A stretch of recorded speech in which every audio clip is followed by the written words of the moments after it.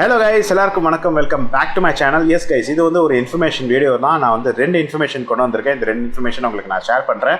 And moreover நான் சொல்கிற மாதிரி எப்பவுமே வந்து என்னோட இன்ஃபர்மேஷன் லைக் எனக்கு தெரிஞ்ச இன்ஃபர்மேஷன் அண்ட் மோரோவர் நான் அனுபவப்பட்ட ஒரு விஷயத்தை தான் உங்களுக்கு நான் ஷேர் பண்ணுவேன். ஸோ இன்றைக்கி அப்படிப்பட்ட ஒரு 2 இன்ஃபர்மேஷன் தான் உங்களுக்கு நான் ஷேர் பண்ணலான்னு வந்திருக்கேன்.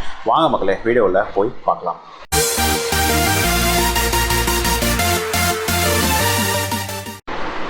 ஸோ எஸ் கைஸ், அந்த 2 இன்ஃபர்மேஷன் என்னன்னு சொல்கிறதுக்கு முன்னாடி 2 விஷயத்தை உங்களுக்கு சொல்லிடுறேன். என்ன அப்படின்னா, ஒன்று, வெளியே சத்தங்கள் கேட்கும். ஸோ அதை நீங்கள் தயவுசெய்து இக்னோர் பண்ணிவிடுங்க. கண்டிப்பாக நானும் நாய்ஸ் பேக்ரவுண்ட் டிடெக்ஷன்லாம் போட்டு தான் பண்ணுறேன். ஸோ அதனால் அதையும் நீங்கள் இக்னோர் பண்ணிக்கோங்க. 2வது விஷயம், என்னோடய கண் லைட்டாக வீங்கி இருக்கும். என்ன நினச்சிக்காதீங்க, ஒன்றும் இல்லை, எனக்கு உடம்பு சரியில்லை. இந்த கொஞ்சம் நாளாக உடம்பு சரியில்லை. அதனால் வந்து கண்ணெல்லாம் வீங்கிருச்சு. நல்லா தூங்கினதாலும் தெரியல, இல்லை நிறைய டேப்லெட் சாப்பிட்றதுனாலும் தெரியல, கண்ணெல்லாம் வீங்கிடுச்சு. ஸோ அதனால் அது எதுவும் தப்பாக எதுவும் எடுத்துக்காதீங்க. ஸோ எஸ், வாங்க இப்போ வீடியோவில் போகலாம். என்ன இன்ஃபர்மேஷன் உங்களுக்கு ஷேர் பண்ணலான்னு சொல்லிட்டு வாங்க சொல்கிறேன். ஸோ என்ன அப்படின்னா, 2 இன்ஃபர்மேஷன் நான் கேட்டேன். நம்பர் 1, பிஎஸ்என்எல் லேண்ட்லைன் நீங்கள் வச்சுருந்தீங்கன்னா அது எப்படி சரண்டர் பண்ணணும் அண்டர் சர்டன் சர்க்கம்ஸ்டான்சஸ். அது என்ன சர்க்கம்ஸ்டான்சஸ் அப்போ சொல்கிறேன். நம்பர் 2, ஃபாஸ்டேக், எஸ்பிஐ ஃபாஸ்டேகை நீங்கள் கேஒய்சி அப்டேட் பண்ணணும். இது 2 விஷயத்தை சொல்கிறேன். அண்டர் சர்க்கம்ஸ்டான்சஸ், சில சர்டன் சர்க்கம்ஸ்டான்சஸ் இருக்குது. அதில் நீங்கள் எஸ்பிஐயோட ஃபாஸ்டேக்கோட கேஒய்சி எப்படி அப்டேட் பண்ணணும்னு சொல்லிட்டு 2வதாக பார்க்கலாம். ஸோ முதல்ல வந்து ஃபஸ்ட்டு வந்து பிஎஸ்என்எல் முடிச்சிடலாம். ஸோ பிஎஸ்என்எல் பார்த்தீங்கன்னா நாங்கள் வந்து 98ல் சம்திங் வாங்கினோம் மக்களே. அண்ட் இது வரைக்கும் யூஸ் பண்ணிட்டு தான் இருந்தோம். நிறைய கட்டங்கள் தாண்டி வந்தோம். பார்த்தீங்கன்னா வந்து டயலாப் யூஸ் பண்ணோம், அப்புறம் ப்ராட்பேண்ட் வாங்கினோம், அப்புறம் அதை சரண்டர் பண்ணேன், அப்புறம் வந்து என்ன சொல்கிறது, நார்மல் டெலிஃபோன் யூஸ் பண்ணிட்டேன். அதிலே மினிமமாக கொண்டு வந்தேன். ஸோ கொண்டு வந்து அப்புறம் ஃபைனலாக இப்போ சரண்டர் லெவலுக்கு வந்தாச்சு. ஸோ ரீசெண்டாக மட்டும் சொல்கிறேன், 2080லேயோ 70லேயோ நான் வந்து ப்ராட்பேண்டை சரண்டர் பண்ணிட்டேன். ப்ராட்பேண்ட் வேண்டாம்னு சொல்லிட்டேன். ஓகேங்களா? ஏன்னா நான் வந்து ஆக்ட் வாங்கிட்டேன். அது அந்தளவுக்கு வந்து ரொம்ப காஸ்ட்லியாக ஆச்சு. கிட்டத்தட்ட ஒரு மாதத்துக்கே எனக்கு வந்து 1100 சம்திங் கட்டியிருந்தேன். இது வந்து ஆக்ட் மட்டும் பார்த்தீங்கன்னா உங்களுக்கு வந்து ஒரு மாதத்துக்கு ரொம்ப கம்மி. அதாவது 7 மந்த்ஸ்க்கே பார்த்தீங்கன்னா நீங்கள் வந்து 3700 தான் கட்டணும். அப்போ ஒரு மாதத்துக்கு நினச்சி பாருங்கள் எவ்வளோ கம்மின்னு சொல்லிட்டு. அதனால் வந்து கிட்டத்தட்ட ஒரு 500 400 அதை மிச்சமாச்சுன்றதுனால நான் ஆக்ட் டிசைட் பண்ணி போயிட்டேன். ஆனால் அதை தாண்டி வந்து சரி அது முடிஞ்சிருச்சுன்னு சொல்லிட்டு நான் வந்து டெலிஃபோன் மட்டும் கண்டினியூ. டெலிஃபோன் பில் மட்டுமே எங்களுக்கு வந்து 400 500 ஆகும் ஒரு மாதத்துக்கு. ஸோ அதனால் வந்து அதுவும் எங்கள் லாஜிக் இல்லைன்னு பட்டுச்சு. ஸோ நான் என்ன பண்ணேன்னா, எங்கள் வீட்டு பக்கத்தில், என்னோடய வீடு வந்து மடிப்பாக்கம். ஸோ என் வீட்டு பக்கத்தில் இருக்க ஆஃபீஸ் பார்த்தீங்கன்னா குரோம்பேட்டில் இருக்குது. ஸோ பிஎஸ்என்எல் ஆஃபீஸ்க்கு போயிட்டு அவங்ககிட்ட பார்த்தீங்கன்னா வந்து எனக்கு இருக்கிறது மினிமம் பிளான் என்ன அதை மாற்றி கொடுங்க சொன்னேன். அவங்களும் அதே மாதிரி பார்த்தீங்கன்னா மாற்றி கொடுத்துட்டாங்க. 186 per monthன்ற மாதிரி மாற்றி கொடுத்தாங்க. அதில் பார்த்தீங்கன்னா ஒன்லி பார்த்தீங்கன்னா நீங்கள் இன்கமிங் கால் மட்டும் தான் பண்ணிக்க முடியும். இன்கமிங் கால் மட்டும் தான் வரும். அவுட் கோயிங் கால் நீங்கள் பண்ணணும்னா காசு ஆகும். முதல்ல போட்ட பிளானில் எப்படின்னா, கிட்டத்தட்ட ஒரு மாதத்துக்கு வந்து கிட்டத்தட்ட வந்து எவ்வளோ 500 minutesோ 300 minutesோ ஃப்ரீ. அதுக்கப்புறம் வரதான் charge and incoming charge free. So அப்படி தான் கொடுத்துருந்தாங்க. அது எனக்கு ரொம்ப ரொம்ப தேவையில்லைன்னு சொல்லிட்டு நான் என்ன பண்ணிட்டேன்னா இது மாற்றிக்கிட்டேன். இது நினச்ச தேவை தான். பட் ஆனால் வந்து சரி ஒரு பேருக்கு இருக்கட்டுமே, ஏன்னா இது அப்பாவோட வாங்கின வந்து பிஎஸ்என்எல் லேண்ட்லைன் அப்படின்றதால வந்து யூஸ் பண்ணிட்டு இருந்தேன். அது என்னென்னா அப்பாவோட பிஎஸ்என்எல் லேண்ட்லைன் அப்படின்னா சொல்கிறேன், அது டெல் யூ. ஸோ அதான் யூஸ் பண்ணிட்டு இருந்தேன். ஃபைனலி பார்த்தீங்கன்னா வந்து சரி ஓகே, இப்போ வந்து என்ன ஆகிடுச்சுன்னா, ரீசெண்ட் டைம்ஸில் நான் பார்த்த வரைக்கும் லாஸ்ட் 3-4 இயர்ஸாக நான் பார்க்குறேன், கொரோனாலேருந்தே பார்க்கலாம், பிஎஸ்என்எல் லைன்லைன் சுத்தமாக ஒர்க்கே ஆகாது கேஸ். எப்பவுமே டெட்டாக இருக்கும். சொன்னால் வந்து சரி பண்ணி போடுவாங்க, இல்லைன்னு சொல்ல. பட் ஆனால் சரி பண்ணி போய் பார்த்தீங்கன்னா அந்த 3-4 டேஸாக திருப்பி டெட் ஆகிடும். அதே மாதிரி ஏதாவது பிரச்சனை ஆகிடுச்சுன்னா வந்து சாட்டர்டே சண்டே அவங்களுக்கு கால் பண்ண முடியாது. சாட்டர்டே சண்டே அன்அவைலபிளாக இருப்பாங்க. அது மாதிரி நிறைய பிரச்சனைகள் இருக்குது. அதனால் சரி நான் என்ன பண்ணேன்னா, இப்போ எதுக்கு இது மாதிரி பண்ணணும், இந்த 186 கூட எது கட்டணும். அது இல்லாமல் இப்போ வர நிறைய பேர் எல்லாமே நம்ம வந்து மொபைல்ஸ் யூஸ் பண்ண ஆரம்பிச்சிட்டோம். மொபைலே இன்டர்நெட் அப்படின்னு வந்துருச்சுனால எவருமே லேண்ட்லைன் காலும் பண்ண மாட்டேறான். நாங்களும் லேண்ட்லைன்லேருந்து கால் பண்ண அவசியமும் கிடையாது. அது இல்லாமல் இது டெட்டாகவும் கிடையாது. எதுக்குடா அனாவசியமாக இதுக்கு 186 rupees எக்ஸ்ட்ரா கட்டணும் அப்படின்னு சொல்லிட்டு நான் என்ன பண்ணேன்னா அதை சரண்டர் பண்ணினான்னு சொல்லிட்டு டிசைட் பண்ணிட்டேன் மக்களே. ஓகே, ஸோ இங்கே தான் ஆக்சுவலாக எனக்கு ப்ராப்ளம் ஸ்டார்ட் ஆகுது. நான் சொன்னல அண்டர் சர்க்கம்ஸ்டான்சஸ், அந்த என்ன சர்டன் சர்க்கம்ஸ்டான்சஸ் அப்படின்னு கேட்டிங்கன்னா, என்னோட அப்பாவோட பேர் தான் மக்களே இந்த லேண்ட்லைன் இருக்குது. ஆனால் எப்பா இறந்து போய் கிட்டத்தட்ட 15 வருஷம் ஆகுது. அதாவது அப்பா வந்து இறந்து போனது வந்து 2009.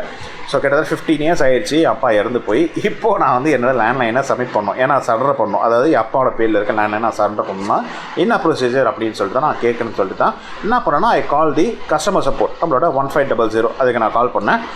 கால் பண்ணதுக்கு அவங்க என்ன சொன்னாங்கன்னா, அதை அவங்க தான் எப்பவுமே வளருவானுங்களே, எப்பவுமே ஒழுங்காக சொல்லியிருக்கானுங்களா. அவங்க என்ன சொன்னாங்கன்னா, ஒன்றும் இல்லை சார், உங்களோட அந்த லெட்டர், யாருக்கு வந்து இந்த சரண்டர் பண்ணக்கூடிய லெட்டர், அதுக்கப்புறம் பார்த்தீங்கன்னா வந்து ஒரு ஐடி ப்ரூஃபு, அப்புறம் ஒரு கேன்சல்டு செக்கு, இது 3 போதும் சார், எடுத்துன்னு கொடுத்தீங்கன்னா உங்களுக்கு சரண்டர் பண்ணிவிடுவாங்கண்ணா. சரி ஓகே ஃபைன் அப்படின்னு சொல்லிட்டு என்ன பண்ணேன்னா எடுத்துக்கிட்டு, நான் இதுக்கு முன்னாடி பார்த்தீங்கன்னா என்னோடய பிளான் மாற்றிருந்தில்ல, 500 186 அந்த பிளான் குரோம்பேட்டுக்கு போயிருந்தால, அதே குரோம்பேட்டுக்கு ஆஃபீஸ்க்கு போனேன். ஏன்னா அவங்க தான் பண்ணி கொடுக்குறாங்க அப்படின்னு நான் நினச்சிக்கிட்டேன். ஸோ நேரம் அங்கே போயிட்டு அங்கே போனோன்னா அவங்க ஒரு கொண்டை போடுறாங்க. என்னென்னா, இல்லை சார் இது வந்து உங்களோட இடம் கிடையாது, நீங்கள் இங்கே வரக்கூடாது, நீங்கள் வந்து ஆனந்தூர் ஆஃபீஸ் தான் போகணும், உங்களோட செக்டார் வந்து ஆனந்தூர் ஆஃபீஸ் தான் வருது அப்படின்னாங்க. சரி ஓகே ஃபைன் நாங்கள் போய்க்கிறேன், டாக்குமெண்ட்ஸ் என்ன சப்மிட் பண்ணணும் அப்படின்னு கேட்டபோது என்ன சொன்னேன்னா, அதை எப்பா இல்லை, ஸோ எப்பா பேரில் தான் இருக்குது, ஆனால் எப்போ உயிரோடு இல்லை, ஸோ இப்போ நான் எப்படி சரண்டர் பண்ணணும்னு கேட்டதுக்கு இந்த டாக்குமெண்ட்ஸ் சொன்னாங்க. நான் சொல்கிறேன் அப்படின்னு ஞாபகம் வச்சுக்கோங்க. பாயிண்ட் நம்பர் 1 அந்த லெட்டர், ஓகேங்களா, நீ சரண்டர் பண்ணுறீங்களா அந்த லெட்டர், அது வந்து யாரோனா எழுதலாம், ஒன்று நான் எழுதலாம், இல்லை என் அம்மா எழுதலாம், யாரோனா எழுதலாம். அப்போ உயிரோடு இருந்தால் அவர் எழுத போகிறாரு, அவர் இல்லை, ஸோ அவருக்கு பதிலாக அம்மாவோ இல்லை நானோ இல்லை என்னோட தம்பியோ யாரோனா எழுதலாம், அது பிரச்சனை கிடையாது. ஸோ ஒரு லெட்டர் ஒன்று எழுதணும் மக்களே, மென்ஷனிங் தட் நான் ஏன் வந்து சரண்டர் பண்ணேன், ஏன் வந்து சரண்டர் பண்ணுறேன், அக்கௌண்ட் நம்பர் ஃபோன் நம்பர் எல்லாம் போட்டு நீங்கள் எழுதி வச்சுக்கணும். நம்பர் 1. நம்பர் 2 டாக்குமெண்ட் என்னென்னா அப்பாவோட ஒரு ஐடி ப்ரூஃப், ஓகேங்களா, அவரோட ஐடி ப்ரூஃப் கண்டிப்பாக வேலிட் இருக்காது, பட் இருந்தாலுமே ஒரு ஐடி ப்ரூஃப் தேவை, அப்பாவோட ஐடி ப்ரூஃப், யார் எடுத்து போயிட்டாங்களோ அவங்களோட ஐடி ப்ரூஃப். அதே உயிரோடு இருக்காங்கன்னா ரொம்ப சிம்பிள் தான் மக்களே, இந்த லெட்டரு யாரோட பேரில் இருக்கோ அவங்களோட ஐடி ப்ரூஃபு, ஒரு கேன்சல் செக், இது 3 கொடுத்தா போதும், முடிஞ்சிச்சு, ஓகேங்களா, அவங்க சொன்ன மாதிரி தான். ஆனால் இப்போ நான் சொல்ல வந்திருந்தேன்னா இறந்து போனவங்களுக்கு நீங்கள் சரண்டர் பண்ணணும்னு ப்ரொசீஜர்ன்றோம், சரிங்களா. ஸோ ஒன்று வந்து லெட்டர், ரெண்டாவது வந்து யார் இப்போ அவங்க அப்பானா அப்பாவோட பேரில் இருக்குன்னா அவங்களோட ஐடி ப்ரூஃப், 3வது அவரோட டெத் சர்டிஃபிகேட், ஓகேங்களா. 4வது யார் அந்த லெட்டர் எழுதுறாங்களோ அவங்களோட ஐடி ப்ரூஃப், வேறு வேலிட் ஐடி ப்ரூஃப், ஓகேங்களா. இப்போ அம்மா எழுதுறாங்கன்னா என் அம்மாவோட ஒரு வேலிட் ஐடி ப்ரூஃப், இது 4வது.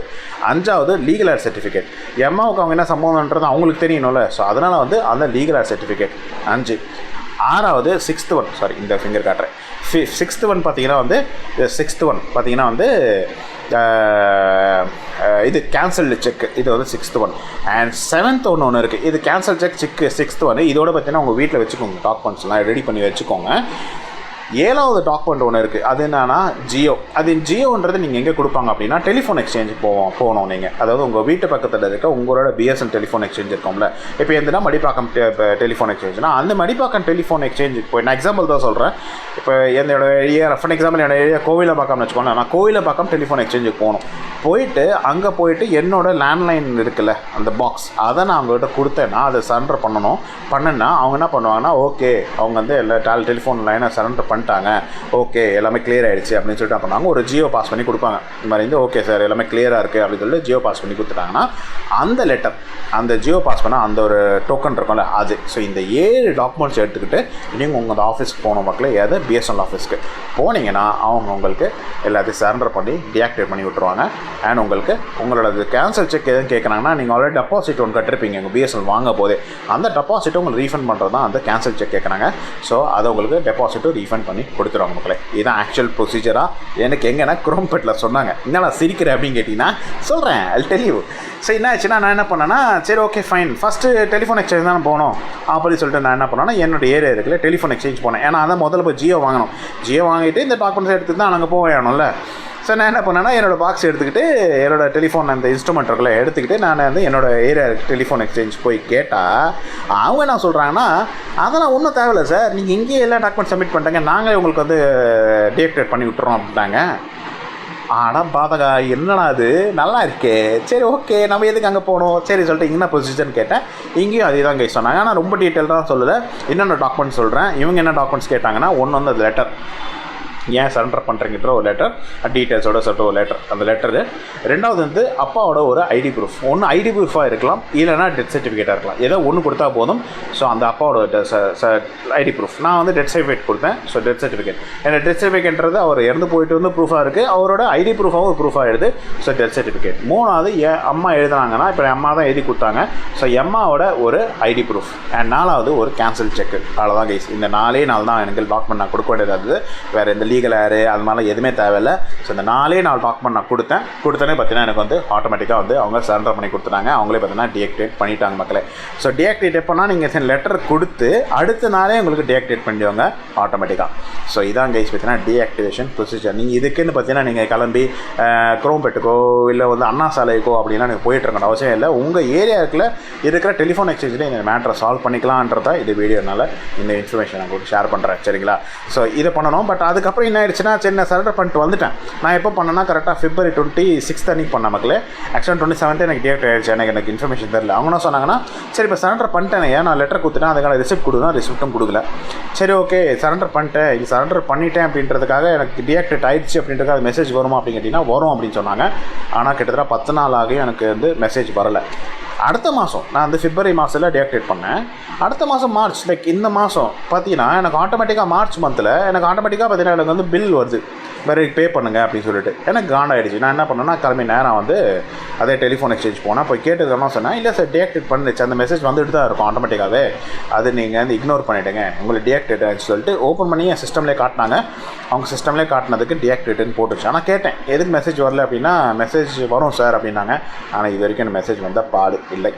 ஸோ எஸ் டீஆக்டிவேஷன் கன்ஃபர்மேஷன் தான் மக்களே. பட் ஆனால் என்ன ஒரு விஷயம்னா, இங்கே என்ன சொல்ல ஒரு விஷயம்னா, எஸ் டீஆக்டிவேட் பண்ணாலுமே உங்களுக்கு அந்த மெசேஜ் நீங்கள் பில் கட்டுங்க இங்கே வந்துகிட்டே தான் இருக்கும். ஸோ அதனால் பார்த்தீங்கன்னா தயவுசெய்து வந்து நீங்கள் இந்த மாதிரி மெசேஜ் வந்துகிட்டே இருக்குது நான் பே பண்ணிடுறேன் அப்படின்னு சொல்லி பே பண்ணாதீங்க. தயவுசெய்து நீங்கள் ஒன்ஸ் டீஆக்டிவேட்க்கான மெசேஜ் கொடுத்துட்டீங்க, இமெயில் கொடுத்துட்டீங்க, அந்த லெட்டர் நீங்கள் கொடுத்துட்டிங்கன்னா உங்களுக்கு அடுத்த நாளே டீஆக்டிவேட் பண்ணிவிடுவாங்க. உங்களுக்கு டவுட்டாக இருக்குன்னா நீங்கள் என்ன பண்ணலான்னா, ஒரு 4-5 நாள் கழிச்சு போய் அவங்ககிட்ட போய் டீஆக்டிவேட் பண்ணிட்டீங்களான்னு சொல்லிட்டு கன்ஃபர்மேஷன் வாங்கிக்கோங்க. வாங்கிக்கிட்டேன் அவங்க சொல்லிட்டாங்களே போதும், ஆட்டோமேட்டிக்காக அவங்க டீஆக்டிவேட் பண்ணிட்டாங்கன்னு அர்த்தம். உங்கள் மெசேஜ் மோஸ்ட்லி வந்துடும் ரிஜிஸ்டர் நம்பருக்கு. வரலைன்னா நீங்கள் 2 நாள் கழிச்சு நீங்கள் போய் கேட்டுக்கிட்டானே அவங்க பார்த்தீங்கன்னா உங்களுக்கு டீஆக்டிவேட் பண்ணிட்டேன் அப்படின்னு சொல்லிட்டாங்கனாலே அதுக்கப்புறம் நீங்கள் வர பில்லை நீங்கள் பே பண்ண வேண்டிய அவசியம் கிடையாது. அப்படி பே பண்ணிங்கன்னா அது ஆட்டோமேட்டிக்காக ஃபஸ்ட்டு பில் பே ஆகாது. அப்படி ஆச்சுனாலுமே என்ன பண்ணாங்க, அவங்க அதை ரீஃபண்ட் பண்ணிவிடுவாங்க, அது ஒரு பிரச்சனையும் கிடையாது. இது நம்பர் 1. நம்பர் 2, எஸ் அந்த கேஷ்பேக், அந்த ரீஃபண்ட், அந்த டெபாசிட்டோட ரீஃபண்ட் எப்போ வரும் அப்படின்னா கிட்டத்தட்ட 3 மாதம் ஆகும்னு சொன்னாங்க மக்களே. இப்போ நான் வந்து சப்மிட் பண்ணிட்டு இருந்தது 3 மாதம், கிட்டத்தட்ட ஜூன் அந்த மாதிரி சமயத்தில் வந்துடும் நினைக்கிறேன் எனக்கு ரீஃபண்ட். ஸோ அதனால் நீங்கள் வந்து என்னடா வரலன்னு சொல்லிட்டு எதிர்பார்த்துட்டு இருக்காதிங்க. ஸோ அதுவும் ஒரு ப்ரூஃப் தான், உங்களுக்கு ரீஃபண்ட் வந்துட்டாலே ஆட்டோமேட்டிக்காக அவங்க டீஆக்டிவேட் பண்ணிட்டாங்கன்னு அர்த்தம். ஸோ அதுவும் ப்ரூஃப் தான்.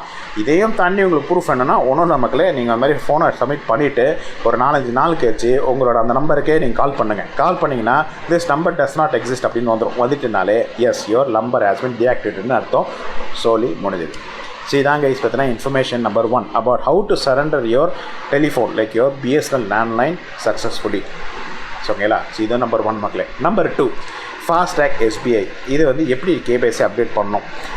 ஓகே, இதில் முதல் விஷயம் நீங்கள் ஞாபகம் வச்சுக்கிறது என்னென்னா, நீங்கள் வந்து இப்போ நீங்களாம் ஓனாக நீங்கள் வாங்குறீங்கன்னா நீங்கள் ஃபுல் KYC பண்ணி தான் நீங்கள் வந்து பார்த்தீங்கன்னா அந்த ஃபாஸ்டேக்கே வாங்குவீங்க மோஸ்ட்லி. இப்போ நீங்களே ஒரு KYC நீங்கள் வாங்கலைக்கு, நீங்களே ஒரு SBIயோட ஃபாஸ்டேக் நீங்கள் வாங்குனீங்களோ இல்லை HDFCயோட ஃபாஸ்டேக் நீங்கள் வாங்குனீங்கனாலே ஃபுல் KYC பண்ணி தான் நீங்கள் அந்த ஃபாஸ்டேக்கே நீங்கள் வாங்க முடியும். ப்ரொசீஜர் அதுதான், முதலே அப்படி தான் இருந்தது.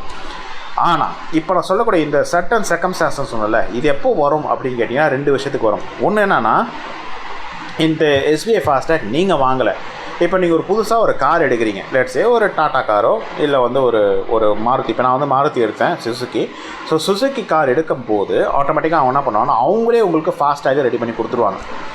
ஸோ அப்படி பண்ணும்போது என்ன பண்ணுவாங்க, அவங்க ஃபுல் KYCலாம் பண்ண மாட்டாங்க, அவங்க ஏஜென்ட்ஸ் வச்சுருப்பாங்க. இந்த ஏஜென்ட்ஸ் மூலமாக சும்மா அப்படியே பார்ஷியலான ஒரு KYC வச்சு பார்த்தீங்கன்னா உங்களுக்கு அந்த ஃபாஸ்டாக ரெடி பண்ணி கொடுத்துருவாங்க. நீங்கள் மட்டும் யூஸ் பண்ண ஆரம்பிப்பீங்க. ஆனால் என்ன ஆகும்னா, கிட்டத்தட்ட ஒரு 2 வருஷம் கழிச்சு ஆட்டோமேட்டிக்காக டீஆக்டிவேட் ஆகிடும். உங்களுக்கு பார்த்தீங்கன்னா சொல்லிட்டே இருக்கும், இப்போ நீங்கள் KYC அப்டேட் பண்ண சொல்லிட்டே இருக்கும். நீங்கள் பண்ணலைன்னா உங்களுக்கு டீஆக்டிவேட் ஆகிடும், அதாவது டிசேபிள் பண்ணி விட்டுருவாங்க. இதுதான் 2வது சர்க்கம்ஸ்டான்சஸ். இப்போ நான் சொல்ல வேண்டியது என்னென்னா, அது KYC இந்த மாதிரி நீங்கள் பண்ணி நீங்கள் வந்து 2 வருஷத்துக்குள்ளே அது KYC நீங்கள் அப்டேட் பண்ணாமல் டீஆக்டிவேட் ஆகிடுச்சு, உங்களுக்கு டிசேபிள் பண்ணி விட்டுட்டாங்க. என்ன டிசேபிள் பண்ணுவாங்கன்னா, ஒன்றும் இல்லை, ஃபுல் அக்கௌண்ட்டை டிசேபிள் பண்ண மாட்டாங்க.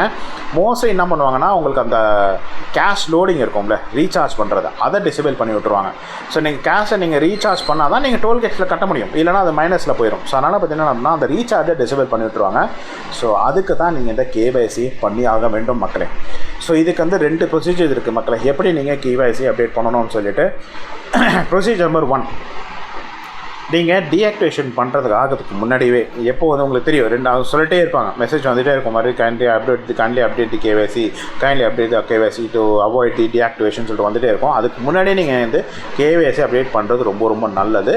அதுக்கு சிம்பிள் மெத்தடே இருக்குது. உங்களுக்கு KYC SBIயோட ஃபாஸ்டாக்கு நீங்கள் போயிடுங்க. அங்கே உள்ளே போனாலே உங்களுக்கு பார்த்தீங்கன்னா வந்து லாகின் பண்ணிக்கிட்டு இருந்தீங்கன்னா, லாகின் உள்ளே போனாலே உங்களுக்கு பார்த்தீங்கன்னா மேலே KYC அப்டேஷன் சொல்லிட்டு ஒன்று டேப் வரும். நீங்கள் பார்த்துட்டு என்னோட ஸ்க்ரீனில் பார்த்தீங்கன்னா டேப் இருக்காது, ஏன்னா நான் KYC அப்டேட் பண்ணிட்டேன்னால. இல்லைனா ரீசார்ஜ் சொல்லிட்டு ஒரு ஆப்ஷன் இருக்கும், டேக் ரீசார்ஜ். அந்த டேக் ரீசார்ஜில் போனாலே உங்களுக்கு லிமிட் ஒன்று காட்டும், 10,000 ரூபாய் அப்படி சொல்லி லிமிட் காட்டும். அது பக்கத்தில் சப்மிட் ஒன்று ஆப்ஷன் காட்டும். அது இப்போ என்கிட்ட இல்லை, பட் ஆனால் ஆல்ரெடி இருந்ததில் எனக்கு இருந்தது, ஏன்னா நான் KYC அப்டேட் பண்ணலான்னு சொல்லிட்டு. அந்த சப்மிட் நீங்கள் கிளிக் பண்ணினாலே டாக்குமெண்ட்ஸை சப்மிட் பண்ண கேட்கும். நீங்கள் அந்த KYC டாக்குமெண்ட் சப்மிட் பண்ணிட்டாலே உங்களுக்கு பார்த்தீங்கன்னா KYC அப்டேட் ஆயிரும் மக்களே. இது வந்து யாருமே உங்களுக்கு கஸ்டமர் சப்போர்ட்னு சொல்ல மாட்டாங்க. Customer support are completely uneducated. நான் கேட்டு ரொம்ப கன்ஃபியூஸ் ஆகிட்டு தான் நான் வந்து மிஸ் பண்ணிட்டேன். ஸோ அதனால் பார்த்தீங்கன்னா இதை நீங்கள் பண்ணிக்கலாம். ஓகே, உங்களுக்கு வந்து இப்போ டீஆக்டிவேட் ஆயிருச்சு அப்படின்னா அப்போது என்ன பண்ணணும் அப்படின்னா, நீங்கள் ஆன்லைனில் பண்ண முடியாத மக்களே. அப்போது ஒரே ஆப்ஷன் தான் உங்களுக்கு பாக்கி இருக்குது. ஒன்றும் இல்லை மக்களே, இதே தான் சேம் KYCயோட நீங்கள் வந்து இந்த KYC பண்ணணும்னா நீங்கள் இந்த SBI ஃபாஸ்டாக் இருக்குல்ல, இதே மாதிரி உள்ளே போங்க. லாகின் பண்ணக்கூடாது. நீங்கள் ஃபஸ்ட் பேஜ் உள்ள போயிருதில்ல, இந்த ஃபஸ்ட் பேஜில் நீங்கள் லாகின் பண்ணாதீங்க. லாகின் பண்ணாமலே மேலே நீங்கள் பார்த்தீங்கன்னா இந்த பிஓஎஸ் ஏஜென்ட்ஸ்ன்னு சொல்லிட்டு இருக்கும் பாருங்கள். இந்த ஏஜென்ட்ஸை நீங்கள் கிளிக் பண்ணாலே பார்த்தீங்கன்னா உங்களுக்கு ஒரு லிஸ்ட்டு ஒன்று காட்டும்.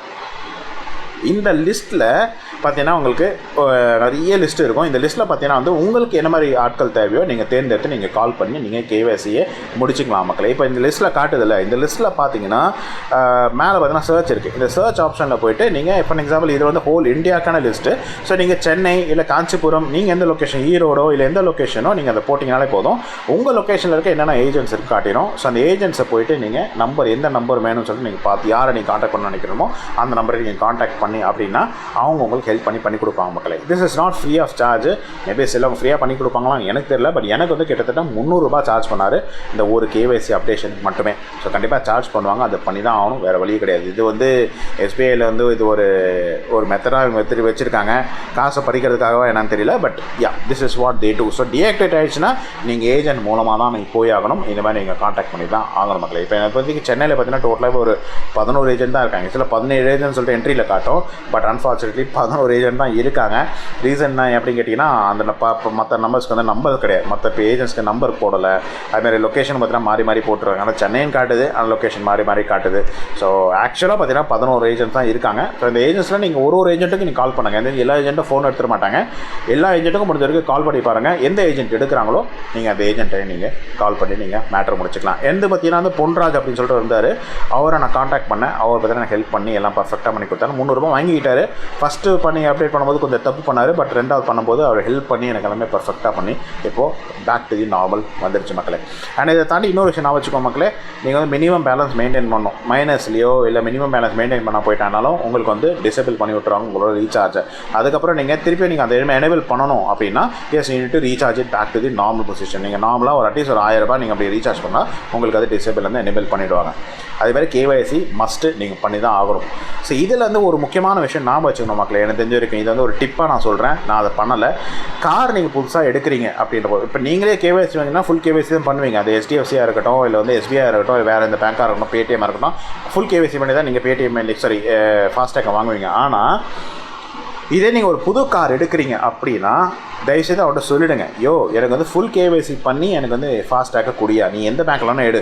இன்ஃபேக்ட் நீங்கள் அவங்களோட பேங்க்கோட நீங்கள் ஸ்பெசிஃபை பண்ணிக்கோங்க. HDFCயோ இல்லை SBIயோ எந்த பேங்க் வேணுமோ நீங்கள் ஸ்பெசிஃபை பண்ணி கூட சொல்லுங்கள். எனக்கு வந்து HDFC பேங்க்கில் தான் எனக்கு வந்து ஃபாஸ்டேக் வேணும், who are you to decide அப்படின்னு சொல்லிட்டு கேளுங்க. அவன் சொல்லுவான், இல்லை சார் நாங்கள் SBIயில் தான் நாங்கள் ஆள் வச்சுருக்கோம், அவங்க தான் நாங்கள் பண்ணுவோம்னா சரி பண்ணு, ஆனால் எனக்கு ஃபுல் கேஒய்சி பண்ணு, ஃபுல் கேஒய்சிக்கான டாக்குமெண்ட் என்ன வேணும்னு நான் உங்களுக்கு கொடுக்குறேன், நீ பண்ணி கொடு, ஃபுல் கேஒய்சி போட்டு பண்ணி கொடுன்னு சொல்லிட்டு கேளுங்க மக்களே. அதையும் பண்ண மாட்டேன் அப்படின்னு சொல்லிட்டான் அப்படின்னா, இல்லை சார் அதை நாங்கள் பண்ண மாட்டோம் அப்படின்னா நீ ஒன்றும் ஃபாஸ்டேக் பண்ண தேவை, நானே வாங்கிக்கிறேன் சொல்லிட்டு நீங்களே வாங்கி நீங்களே ஓட்டிக்கோங்க மக்களே. அதான் பெட்டர். இல்லைனா இந்த மாதிரி இஷ்யூஸ் நிறைய வரும், அப்புறம் நீங்கள் ப்ராப்ளம்லாம் ஃபேஸ் பண்ண வேண்டியதான். ஸோ இதை தான் சொல்லணும்னு வச்ச விஷயம். ஏன்னா இதை சொல்கிறேன்னா எனக்கு லக்கிலி ஒரு ஏஜென்ட் பார்த்தீங்கன்னா ஃபோன் பண்ணி எடுத்துட்டார். நிறைய ஏஜென்ட்ஸ் பார்த்தீங்கன்னா ஃபோன் பண்ணால் எடுக்க மாட்டாங்க. அது அந்த பொன்ராஜ் தவிர மற்ற எல்லா நம்பரும் அதுக்கு ரமேஷ் ஒருத்தர் இருந்தார், அவர் மட்டும் தான் ஃபோன் எடுத்தார். நான் அவனை ரெஸ்பாண்டே பண்ணல அதுக்கப்புறம். பட் மற்ற ஏஜென்ட்ஸ் ஒருத்தங்க கூட ஃபோன் எடுக்கல கைஸ். ஸோ அப்படி ஃபோன் எடுக்கலைன்னா நீங்கள் கடைசியில் அவன் அட்ரஸை தேடி தான் நீங்கள் போக வேண்டியது இருக்கும். அவ்வளோ தூரம் நீங்கள் ட்ராவல் பண்ணி போய் தான் நீங்கள் ப்ரொசீஜர் முடிக்கிற மாதிரி இருக்கும்.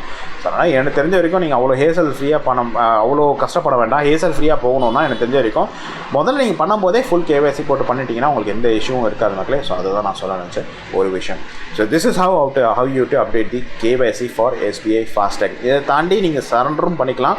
ஆனால் சரண்டர் பெரிய பிரச்சனையாக இருக்குது. எனக்கு ஒரு க்ளூ என்ன ஒருத்தங்க கொடுத்தாங்க அப்படின்னு கேட்டிங்கன்னா, அது எந்த அளவுக்கு ஒர்க் அவுட் ஆகும் அப்படின்னு தெரியல.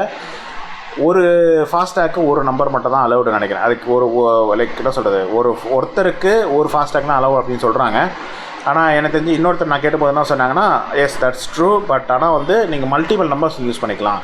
இப்போ வேறு நம்பர்லேருந்து நீங்கள் வேறு ஃபாஸ்டேக் நீங்கள் எடுத்துக்கலாம் அப்படின்லாம் சொன்னாங்க. அது எந்தளவுக்கு உண்மைன்னு தெரில. கார் நம்பர் மாறும்ல, அது எப்படின்னு தெரில. But this is what it is. ஒரு ஆளுக்கு ஒரு ஃபாஸ்டேக் தான்.